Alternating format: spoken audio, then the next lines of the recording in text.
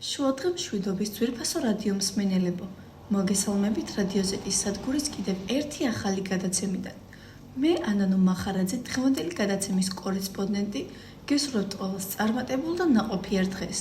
დაიმახსოვრეთ, რომ ქედის სათემო რადიო ფუნქციონირებს პროექტ მისიღმის ფარგლებში, რომელიც დაფინანსებულია DVV International-ის მიერ. მას პარტნიორობას უწევს გერმანული სათემო რადიო რადიო ზეტი, რომელიც ამავდროულად ქართულ სათემო რადიოებს კონსულტირებას გაუწევს, სადაც ჩვენ შემოგთავაზებთ უახლეს ინფორმაციას და საინტერესო დისკუსიებს, რომლებიც მნიშვნელოვანია ჩვენი საზოგადოებისთვის. პროექტის ფარგლებში ამავდროულად შეიქმნა საქართველოს სხვადასხვა რეგიონში 12 სათემო ქალთა რადიო, რომლის მიზანია ხელი შეუწყოს ქალთა გაძლიერებასა და მათ განვითარებას ხელი. რადიოებს საგანმანათლებლო მიმართულება ექნება, ისინი მნიშვნელოვანი ცოდნის, ინფორმაციის მიწოდებას და საჭირო უნარების განვითარებაზე იქნებიან ორიენტირებული. ამავდროულად, პროექტის პარტნიორი გახლავთ ქედის სათემო განათლების ცენტრი. კეთილი იყოს თქვენი მობრძანება ჩვენი რადიოს ახალ გადაცემაში, პოდკასტში. დღეს ჩვენ შევეხებით ერთ-ერთ ყველაზე აქტუალურ და ამავდროულად მტკივნეულ თემას, ქალთა ბრძოლას თავისუფლებისათვის. ხშირად ვამბობთ, რომ ქალები საუკუნეების განმავლობაში იბრძოდნენ საკუთარი უფლებებისათვის, მაგრამ რეალურად ეს ბრძოლა არც კი დასრულებული. მიუხედავად ისტორიული მიღწევებისა და განვითარებისა, გენდერული უთანასწორობა კვლავ არის პრობლემა, რომელსაც მსოფლიოში მრავალ ქვეყანაში ქალები დღემდე ებრძვიან. ჩვენს პოდკასტში განვიხილავთ ამ ბრძოლას სხვადასხვა ისტორიულ, კულტურულ და სოციალურ კონტექსტში. დავინახავთ თუ როგორ ასახავს ლიტერატურა და კინო ქალების თავისუფლებისათვისა და უფლებებისათვის ბრძოლას, როგორ მოექცა ეს პრობლემა და რამდენად აქტუალური რჩება ის თანამედროვე საზოგადოებისათვის და არის თუ არა კვლავ ყურადღების ცენტრში. რა შედეგები მოჰყვა ბოლო პერიოდში განვითარებულ მოვლენებს, მაგალითად ირანში და სხვადასხვა ადგილებში. თუ დავაკვირდებით, გლობალური პროტესტები და მოძრაობები, როგორიც არის MeToo და ირანის ქალთა საპროტესტო აქციები, აჩვენებს, რომ ქალების ბრძოლა თავისუფლებისათვის ეს მუდმივი და გარდამავალი პროცესია, რომელიც დიდ გავლენას ახდენს მსოფლიოს საზოგადოებაზე. მათი ბრძოლა კი არა მხოლოდ მათ, არამედ ყველა ადამიანზე, მთელი კაცობრიობის მომავალზე აისახება. ქალების უფლებები და მათი თავისუფლებისათვის ბრძოლა საუკუნეების განმავლობაში იყო ინტერპრეტირებული სხვადასხვა კულტურასა და დროში. მიუხედავად იმისა, რომ სხვადასხვა ეპოქაში ქალებს ჰქონდათ სხვადასხვა უფლებები, საზოგადოებაში მათი ადგილი ყოველთვის საკმაოდ შეზღუდული იყო.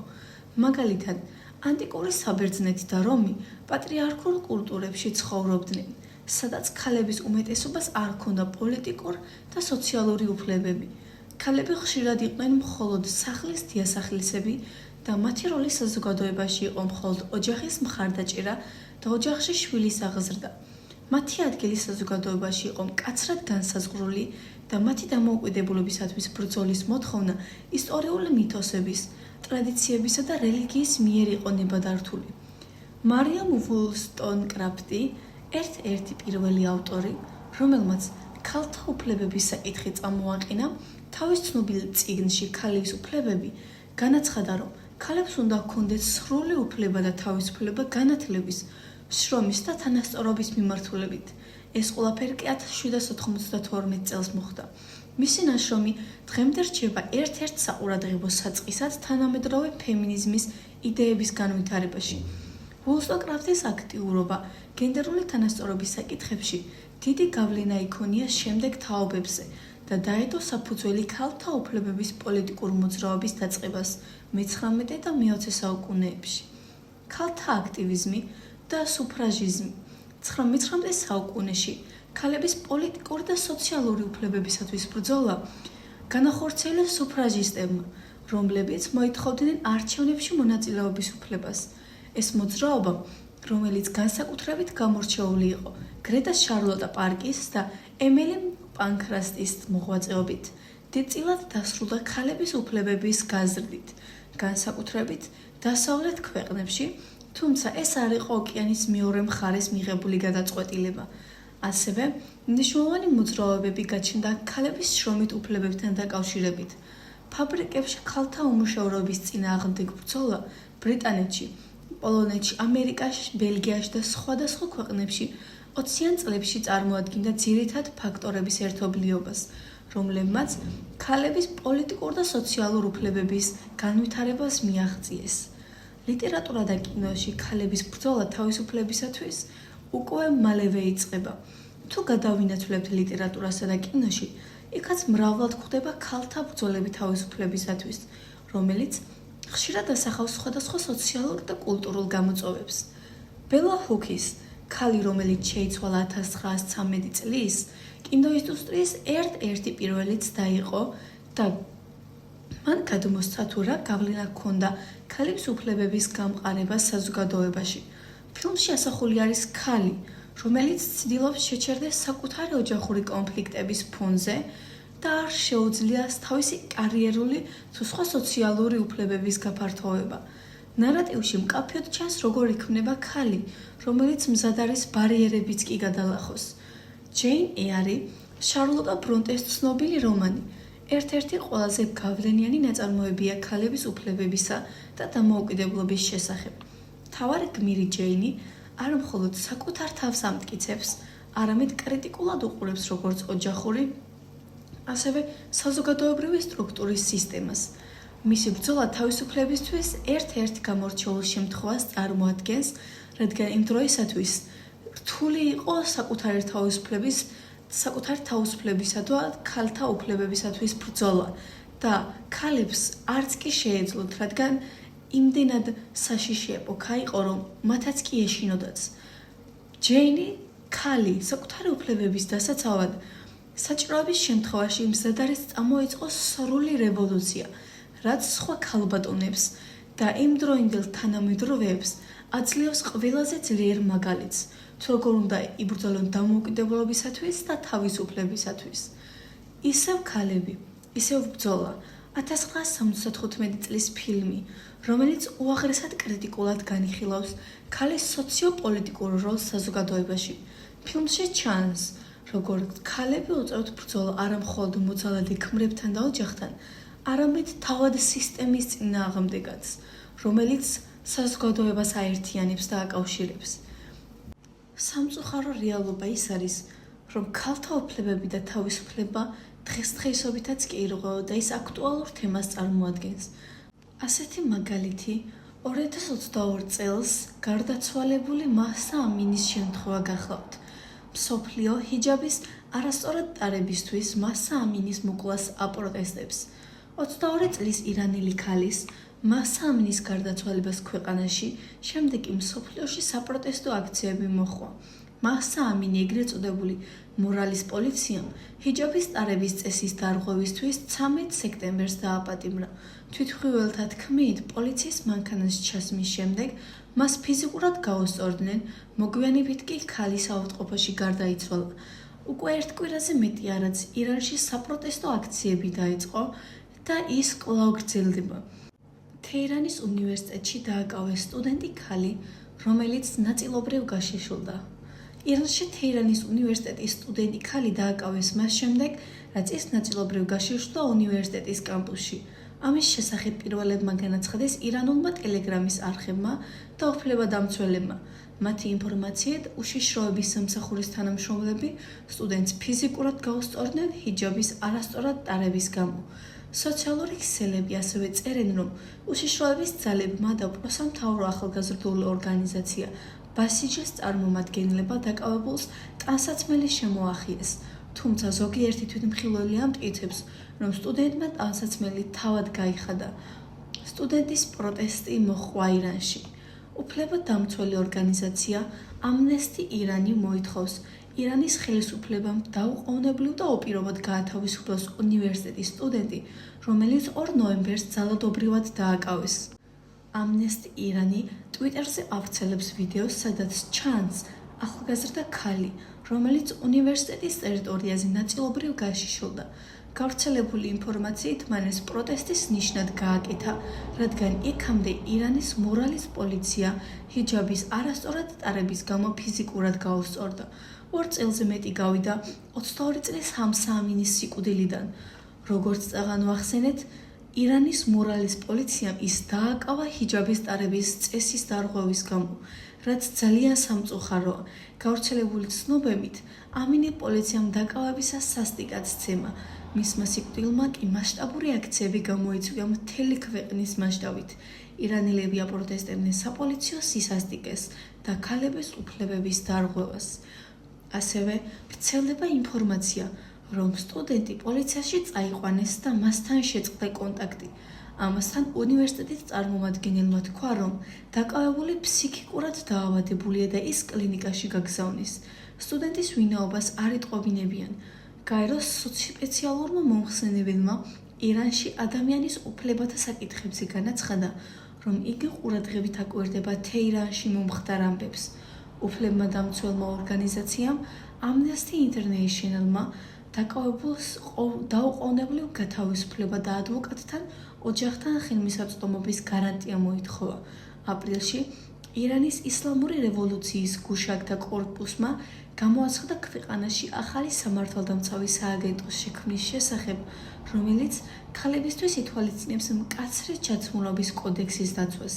ეს განცხადება მოჰყვა ცნობებს, რომ ირანის ხელისუფლებამ ბოლო დღეებში გააძლიერა მორალის დაცვის შემოწმება, რომლის ფარგლებშიც, როგორც ფოტოები მოწმობს, რეიდების მონაწილეები ქალების მიმართ ძალადობენ. ქალი, სიცოცხლე და თავისუფლება. ცვლილებათა შრეები ირანის საზოგადოებაში. გასული წლის ოქტომბერში ირანში გარდაიცვალა 17 წლის არმიტა გირავანდი. უფლებადამცველები აცხადებდნენ, რომ მან ტრამვები მიიღო ჰიჯაბის უქონლობის გამო დაკავებისას. ოფიციალური ვერსიით, გირავანდს თეირანის მეტროში უცებ დაუვარდა წნევა, გონება დაკარგა, წაიქცა და მიიღო ტვინის ტრამვული დაზიანება, რამაც გამოიწვია ჰიპოქსია და ცერებრალური შეშუპება. ქალიშვილი საავადმყოფოში მოათავსეს და მან გარკვეული პერიოდი კომაში გაატარა.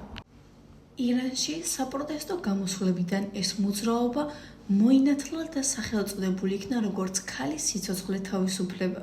2 წლის შემდეგ ირანელები რადიოს თავისუფლების ირანულ სამსახურს, რადიო ფარდას უამბობენ, რომ პრობლემის მიუხედავად ირანში ადამიანები ერთმანეთს დაუახლოვდნენ და ხალხი უფრო დაუმორჩილებელი გახდა. მაშინდელმა გამოსვლებმა აჩვენა, რომ ხალხმა ზუსტად იცის რა სურს და ქეთს აღარ მოუდრეკს ზეწოლას. 2 წელი შეუსრულდა მას მერე, რაც მასა ამინიმ ახალგაზრდა ირანელმა ქურთმა ქალმა უდიდესი საფასური გადაიხადა თავსაფრის არასწორად ტარებისთვის. პატიმრობაში ამინის სიკვდილს, რომელსაც მისი მეგობრები და ოჯახი ქურთულ ყაიდაზე ჟინას ეძახდნენ, საპროტესტო გამოსვლები მოჰყვა მთელი ქვეყნის მასშტაბით. დემონსტრაციები თვეების განმავლობაში გრძელდება და 1979 წელს თავისი დაარსების დღიდან ისლამური რესპუბლიკის ლეგიტიმურობა ერთ-ერთი უძლიერესი გამოწვევის წინაშე აღმოჩნდა. ამინი თეირის მორალის პოლიციამ დააკავა ირანის ჩაცმულობის კოდექსის დარღვევის გამო, რომლის მიხედვითაც ქალებს თვის თავსაბურავით დაფარვა მოეთხოვებათ. მისი სიკვდილის შემდეგ პოლიციის მანქანები, რომლებშიც ჰიჯაბის კანონის მკაცრი დამცველები პოლიციელები ისხდნენ ხოლმე, დროებით გაქრა ქუჩებიდან და საპროტესტო დემონსტრაციები მთელი ირანის მასშტაბით იმართებოდა ყოველდღე, თვეების განმავლობაში. დასაბამი მიეცა მოძრაობას ქალის სიცოცხლე და თავისუფლება. მას მერე 2 წელი გავიდა. ირანელები, რომლებიც რადიო თავისუფლების ირანულ სამსახურს ესაუბრებიან, ამბობენ, რომ ამ მოძრაობამ წარუშლელი კვალი დატოვა საზოგადოებაზე, სული ჩაუდგა მზარდ დაუმორჩილებლობას და მეგობრობის საგრძნობით განცდა დაარღვია. ვფიქრობ, უკეთესი იქნება იკითხოთ, რა არ შეცვლიდა საპროტესტო გამოსვლების შემდეგ, ამბობს ფარჰადი, მოძრაობის მხარდამჭერი, რომლის ნამდვილ ვინაობას, ისევე როგორც სხვებისას, ვინც რადიო ფარდას ესაუბრა, არ ვამხელთ მათი უსაფრთხოების დაცვის მიზნით. ერთმანეთს ზრუნვა. საპროტესტო მოძრაობის ერთ-ერთი ყველაზე საოცარი შედეგი იყო ადამიანთა შორის თანამდგომის მზარდი გრძნობა. თუ კი ადრე გამვლელებს შეიძლება არ მიექციათ ყურადღება ქალისთვის, რომელსაც ვინმე მკაცრად მოუწოდებდოთმა დაეფარა, დღეს მას ეხმარებიან. ხალხს მეტი თანაგრძნობა გაუჩნდა ერთმანეთის მიმართ. ამბობს ათუსა, რომელიც იხსენებს, როგორ დაეხმარნენ უცნობი ადამიანები მას, როცა ცოტა ხნის წინ ვიღაც წაეკიდა იმის გამო, რომ მუსლიმური გაგებით არასწორად ეცვა. რამდენჯერმე მოხდა, რომ ვიღაც მომიახლოვდა და გამაფრთხილა ჰიჯაბის გამო. გამრელებამ ხარი მიდამჭერს, ზოგი იმ ადამიანს აშოშმინებდა, სხვები კი მემამხნევებდნენ. უყვება რადიო ფარდას ათუსა, რომელიც ერთადერთი ქალი არ არის, ვისაც გვერდში დაუდგნენ უცნობები. ხალხი საჯარო სივრცეებში ერთმანეთს ნაკლებად უპირისპირდება ჰიჯაბის გამო და ერთმანეთზე უმეტესწილად უფრო ზრუნავენ, ამბობს მარიამი. მან რადიო ფარდას უამბრო, როგორ გააფრთხილეს რამდენჯერმე უცნობმა ადამიანებმა, რომ მოშორებით ქუჩის ბოლოში მორალის პოლიცია იდგა და იქით არ წასული იყო, ან თმა დაეფარა ჰიჯაბით. ნუღარ დახვევით ზეწოლას. 2022 წლის საპროტესტო გამოსვლები, რომლებიც დღითიდღე ფართოვდებოდა, მთელ ირანს მოედო. ქალებსა და სოფლებში, ქუჩაში გავიდა ყველა ასაკის კაცი და ქალი. განსაკუთრებით მოზარდები. გამოსვლები სასტიკად ჩაახშეს. ოსლოში დაფუძნებული ირანის ადამიანის უფლებათა ჯგუფის შეფასებით, უშიშროების ძალებმა 500-ზე მეტი დემონსტრანტი მოკლეს. სულ ცოტა 10 ადამიანის სიკვდილით დასაჯეს არეულობის დროს უშიშროების სამსახურის თანამშრომლებზე თავდასხმაში სავარაუდო მონაწილეობისათვის. Human Rights Watch-მა 10 სექტემბერს ირანის ხელისუფლება დაადანაშაულა, რომ ის აგრძელებს არეულობის დროს საპროტესტო გამოსვლებში დაღუპულთა ან დაპატიმრებულთა ოჯახის წევრების დევნას და დასჯას. ქალი სიცოცხლე თავისუფლების საპროტესტო გამოსვლებმა აჩვენა, რომ ხალხმა ზუსტად იცის რა უნდა და ქედს აღარ მოუდრეკს ზეწოლას. თქვა ჰარიბამ. მისი აზრით ეს მოძრაობა ხალხმა გაითავისა და ვერც ერთი ხელისუფლება ვერ შეუშლის ხელს ამ გარდაქმნის შედეგებს. ათუსაც იზიარებს ამ აზრს და ამბობს, რომ ქალები ახლა ბევრგან იცვამენ, უფრო თავისუფალ ტანსაცმელს და ნაკლებად ისმევენ მკაცრ შენიშვნებს საზოგადოებაში, რადგან ჩაცმულობის მკაცრი კოდექსის უარყოფა ჩვეულებრივი ამბავი გახდა. როგორც ჩანს, ხელისუფლებამ უკან დაიხია ზოგიერთ ადგილებში, სადაც ჩვეულებრივ სიმკაცრე იყო, მაგალითად შიდა აეროპორტებში აღარ არის. თქვა მან. ათუსას თქმით, არის ადგილები, როგორც დიდ, ისე პატარა ქალაქებში, სადაც ქალები არა მხოლოდ არ ეღვევენ ჩაცმულობის კოდექსს, იმით რომ თმას არ იფარავენ, არამედ თავმომწონედაც კი იმოსებიან. ხელისუფლება ცდილობს გააძლიეროს კონტროლი ჰიჯაბის ტარებაზე. მან სხვადასხვა მეთოდებს მიმართა, როგორიცაა მორალის პოლიციის ხელახალი შემოღება, ფირმების დახურვა და აფთიაქებისათვის აკრძალავს კი წამლები მიეყიდათ ქალებისათვის, რომლებიც არ იცვამენ ჩაცმულობის კოდექსის მიხედვით.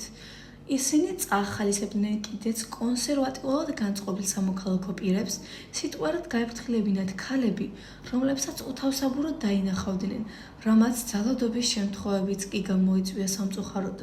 ხელისუფლებას ძალა აქვს და როცა ხედავს, რომ თანადგომის სულისკვეთება იზრდება, ცდილობს ჩაახშეს ის, ამბობს მარიამ. ის წინააღმდეგობის ციკლსა და შემდგომ რეპრესიებზე ლაპარაკობს. დადებითი მხარე ხალხის დაუმორჩილებლობა ყოველ ჯერზე უფრო დიდხანს იგრძნობა.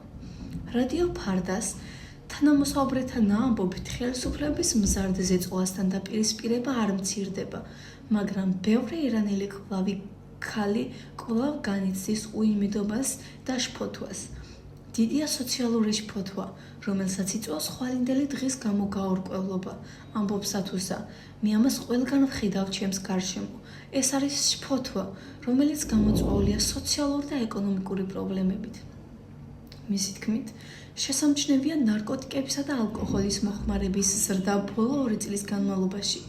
სარა თვლის, რომ არაფერია სტაბილური, განსაკუთრებით ფასები, რაც კიდევ უფრო უარესია იმის, რომ უნდა შეეგურო მეგობრები და ოჯახის წევრები ირანს დატოვებენ.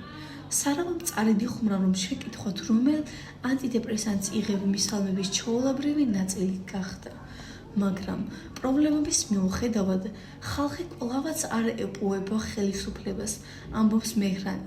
საპროტესტო მოძრაობის კიდევ ერთი მხარდამჭერი, რომლის პროგრესისთაც საზოგადოება გაიმარჯვებს, პროგრესის მიმართ წინააღმდეგობა ყოველთვის განწირული იყო დამარცხებისათვის, თქვა მან.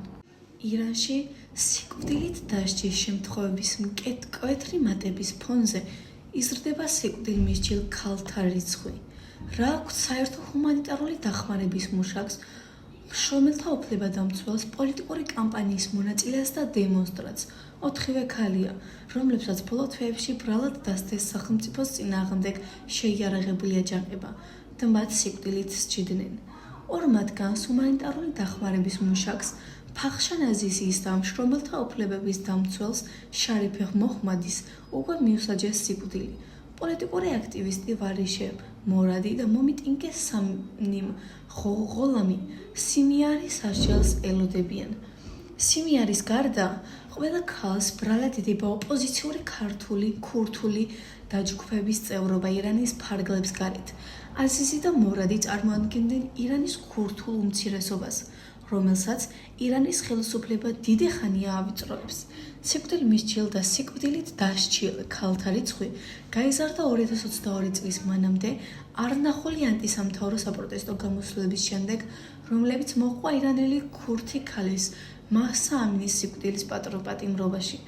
სიკვდილით დასჯის შიში მოჰამადის მშრომელთა უფლებების დამცველს ივლისში მიუსაჯეს სიკვდილი. მას ირანის მეზობელი ქვეყნის ერაყის ნახევრად ავტონომიურ ქურთულ რეგიონებში დაფუძნებული აკრძალული ქურთული სეპარატისტული დაჯგუფებისა და მშრომელთა დამოუკიდებელი კავშირის წევრობაში ედებოდა ბრალი. მისი ოჯახის წევრები ამბობენ, რომ ის არ იყო დაკავშირებული არც ერთ პოლიტიკურ ორგანიზაციასთან ქვეყნის შიგნით ან მის ფარგლებს გარეთ. მოჰამადის ბიძაშვილმა ვიდა მოჰამადიმ რადიო თავისუფლების ირანულ სამსახურს რადიო ფარდას უთხრა, რომ ის ციხეში აწამეს დეკემბერში მისი დაკავების შემდეგ და რომ მან რამოდენიმე თვე სამარტო საკანში გაატარა. მორადი ქურთი პოლიტიკური აქტივისტი 2023 წლის აგვისტოში დააპატიმრეს. მას ბრალად ედებოდა ქურთისტანის თავისუფალი ცხოვრების პარტიის PAJK-ის თურქეთის ქურთისტანის მუშათა პარტიის PWK ირანული განშტოების და ამერიკის შეერთებული შტატების მიერ ტერორისტულად აღიარებული დაჯგუფების წევრობა. აზის ჰუმანიტარული დახმარების ორგანიზაციაში მუშაობდა. ისიც 2023 წლის აგვისტოში დააკავეს ქურთისტანის თავისუფალი ცხოვრების პარტიის წევრობაში ბრალდებით, რაც მან უარყო ივლისში და ის სიკვდილით დასაჯეს.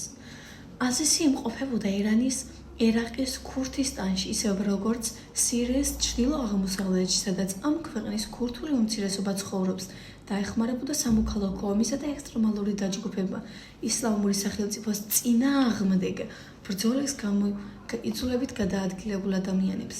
განაჩენის გამოტანამდე ციხიდან დაწერილ წერილში აზიზი ამბობდა, რომ სირიის ლტოლვილთა ბანაკებში მუშაობა უდიდესი მორალური წვლილი იყო საზოგადოებისთვის, რომელიც წლების განმავლობაში განიცდიდა ჩაგვრას.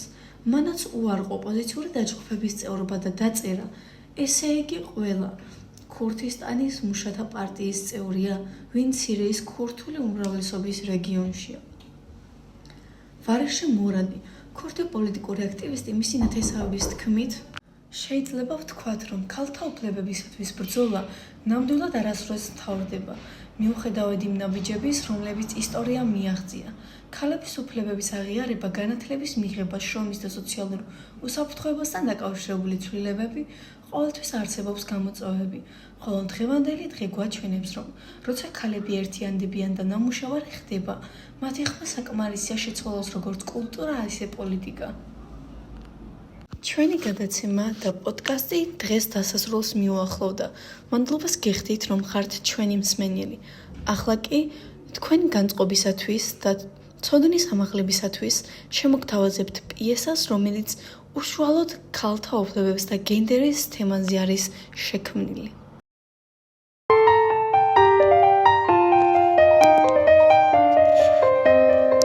მოგესალმებით ძვირფასო მეგობრებო. ეთერშია თეთრი კარავი. მე ვარ მსახიობი ეკა ჩხეიძე და თქვენი თხოვნით რამდენიმე გადაცემას მე გავუძღვები. დღეს ორი ძალიან საინტერესო და წარმატებული ქალბატონი გვეყოლება სტუმრად. ისინი თავად გვიამბობენ იმაზე, თუ რა სირთულეების და წინააღმდეგობების გადალახვა დასჭირდათ, რომ საბოლოოდ თავიანთი ნამდვილი ადგილი ეპოვათ ცხოვრებაში. ქალბატონი მარინა და ქალბატონი ნინო არიან დღეს ჩვენი სტუმრები. მოგესალმებით. მოგესალმებით ძვირფასო მსმენელებო. აბა რომელი დაიწყებთ? სანამ ჩემს თავზე რამეს ვიტყოდე, ქალბატონო ეკა, მინდა გითხრათ, რომ თქვენი დიდი თაყვანისმცემელი ვარ და მგონის ყველა სპექტაკლი მაქვს ნანახი თქვენი მონაწილეობით. დიდი მადლობა. მე მქვია მარინა, ვარ 46 წლის. ახლა რასაც მოვყვები, ბევრ ქალს აქვს მსგავსი ისტორია, მაგრამ ყველას არ შეუძლია რომ საკუთარ პრობლემებზე ხმამაღლა ილაპარაკოს. მოკლედ, ცოლად ჩემთვის სრულიად უცხო ადამიანს გავყევი. რაც 25 წლის წინ ეს ჩვეულებრივი მოვლენა იყო. რა თქმა უნდა, ძნელია კარგი ოჯახის შექმნა ადამიანთან, რომელსაც ნორმალურად არც კი იცნობ, მაგრამ ყველანაირად ვცდილობდი, კარგი ურთიერთობა გქონოდა. უბრალოდ, როდესაც მივხვდი, რომ ჩვენი ურთიერთობის შენარჩუნებას აზრი არ ქონდა, ყველაფერს წერტილი დავუსვი და გავშორდი. ეს ნაბიჯი ჩემმა ოჯახმა ძალიან მტკივნეულად მიიღო. ეხლა წარმოიდგინეთ, ტრადიციულ პატარა ქალაქში ცხოვრობ და ქმარს გაშორებული შვილი უკან გიბრუნდება, თანაც პატარა ბავშვით. წარმომიდგენია. ამ დროს შეიძლება დაუმსახურებელი ტალახიც გესროლონ, გაგლანძღონ და ასეც იყო სხვათა შორის. როცა ჩემი ბავშვობის მეგობრებთან, ჩემს კლასელებთან ისევ მომინდა აქტიური ურთიერთობის გაგრძელება, მათგანაც კი რაღაც დისტანცია ვიგრძენი.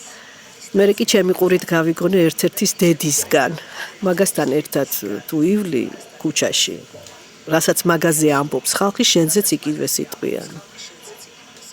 ამის მერე მე თვითონ ვთქვი უარი მათთან მეგობრობაზე. შეიძლება მეც ჩავერთვები რაღაც გამახსენდა. კი, აბარა, რა თქმა უნდა. დიდი მადლობა. სკოლაში მეც წარედ მახსოვს, ახლა კი მეცინება, მაგრამ ერთი ხუთოსანი კლასელი ყავდა ყველასთვის სამაგალითო. ყველა დაფაზე მისი სურათი ეკიდე დიდი ბაფთით და ხელში წიგნებით.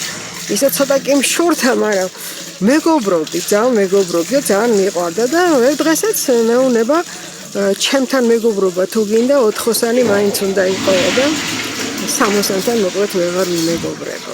მერე რამდენი წლის იყავი? რა ვიცი, ასე 10-11-ის ვიქნებოდი. ის ღამე თეთრად გავათენე ფიქრებში. პირველად იყო რომ რაღაცაზე ვიდარდე და ბევრი ვიფიქრე. მეორე დილას კი დედაჩემს ვუთხარი, მათემატიკაში ძალიან ჩამოვჭი და დახმარება მჭირდება მეთქი. იმავე საღამოს გამაქანა ჩემს მათემატიკოს ნათლიასთან და ბევრი რომ არ გავაგრძელო, წლის ბოლოს უკვე ყველა საგანში ფრიადები მყავდა. ჩვენ დროს ხომ გახსოვთ, 5-ბალიანი სისტემა იყო, მოკლედ მეც 5-ოსანი გავხდი. ყოჩა. და მე ისევ გააგრძელა 5-ოსანმა თქვენთან მეგობრობა? არა, მე აღარ მომინდა. ისე ვინ იცის, იქნებ ზოგჯერ ასეთი ადამიანები იმიტომ გვხვდება ჩვენი ცხოვრების გზაზე, რომ უკეთესობისკენ შევიცვალოთ. კი, არის მაგაში რაღაც ჭეშმარიტება. ბოდიში რა რო ჩაგეჭერით. არა, პირიქით, ძალიან საინტერესო რაღაც მოყევით. ვაგრძელებ ჩემს ისტორიას. მოკლედ, დავბრუნდი ჩემს მშობლებთან და ჩემს თავს პირობა მივეცი, რომ საკუთარი ბედნიერებისთვის ბოლომდე მებრძოლა. პირველ რიგში კი ჩემი შვილისთვის, რა თქმა უნდა, რადგან მას ყველაზე მეტად სჭირდებოდა ბედნიერი და მომღიმარი დედა. ნამდვილად ასეა გეთანხმებით. ცხოვრებაში ჩვენ რაც არ უნდა რთული პერიოდი გქონდეს, ამის გამო ბავშვები არ უნდა დავთრგუნოთ და დავაკომპლექსოთ. მალე ჩვენს პატარა ქალაქში ერთ-ერთი საერთაშორისო ორგანიზაციის დახმარებით ჯერ კომპიუტერის შემსწავლელი კურსები გაიხსნა და რა თქმა უნდა პირველი მე ჩავეწერე. მერე კი სხვათა შორის ამერიკიდან მოწვეული ქალბატონი ქვილთის შექმნის ხელოვნებას ასწავლიდა და იქაც გავწერიარდი. თან თხოვე თუ შეიძლება ჩემი შვილიც რომ ვატარო, წრარი ბავშვია და არ შეგაწყვეტიო. არ მინდოდა მოწყენილი მძდარიყო სახლში ჩემს ბოლოდიაში. რას ქვია შემაწუხებსო, აუცილებლად მოიყვანეო. რას ვიფიქრებდი, რომ ქალბატონი მარჯი ჩემი 6 წლის გოგონასაც დააწყებინებდა ქვილთის კეთებას. ისეთი სიყვარული გუხსნიდა, როგორ უნდა შეეკერა ნაკუწებისგან პატარ-პატარა რაღაც გადასაფარებლები, ისეთი კარგი იყო. ისეთი რუდუნებით, რომ ჯგუფში 6 ქალი ვიყავით და ჩემმა პატარამ ყველაზე მალე აუღო ალყო. თავიდან ჩვენი ნამუშევრების რეალიზაციაში ყოველს ქალბატონი მარჯი გვეხმარებოდა. მე კი ინტერნეტში ჩემი გვერდი გავაკეთე, შეკვეთებით წამოვიდა. ძირითადად უცხოელები ინტერესდებოდნენ. და იმას მე 20 წელზე მეტი გავიდა და დღეს უკვე მე და ჩემს ქალიშვილს დედაქალაქში ჩვენი სახელოსნოც გვაქვს და ვინაც ვიყიდოთ, რა თქმა უნდა. ჩემი ისტორია იმიტომ მოგიყევით, რომ გაგამხნევოთ. ყველა ის ქალი, რომელსაც უხეირო ქმარი ყავს და მასთან დაცილების და დამოუკიდებლად ცხოვრების ეშინია. ნუ გეშინიათ ქალებო, ნუ გეშინიათ. იყავით თამამები და ისწავლეთ. ერთ ადგილას ნუ გაჩერდებით. აი დარწმუნებული ვარ, რომ ყოველთვის შეძლებთ თქვენი ცხოვრების შეცვლას უკეთესობისკენ. მე ახლა თავად ვასწავლი ქვილთის შექმნის ხელოვნებას და მაქვს ფასიანი ჯგუფები. მაგრამ ყველა ჯგუფში ორი უფასო ადგილი მაქვს. რომ სხვებსაც, ვისაც ამის ფინანსური შესაძლებლობა არ აქვს, შევასწავლო ის საქმე, რამაც მე გადამარჩინა და მერე კი წარმატებაც მოვიტანე. ჩემს კოორდინატებს თეთრ კარავში ვტოვებ. დიდი მადლობა. დიდი მადლობა საინტერესო ისტორიისთვის. მე ერთი კვირით გემშვიდობებით ძვირფას მსმენელება და იმედია ისევ შევხვდებით ერთმანეთს ახალი ამბებით და საინტერესო თემებით. მომავალ შეხვედრამდე.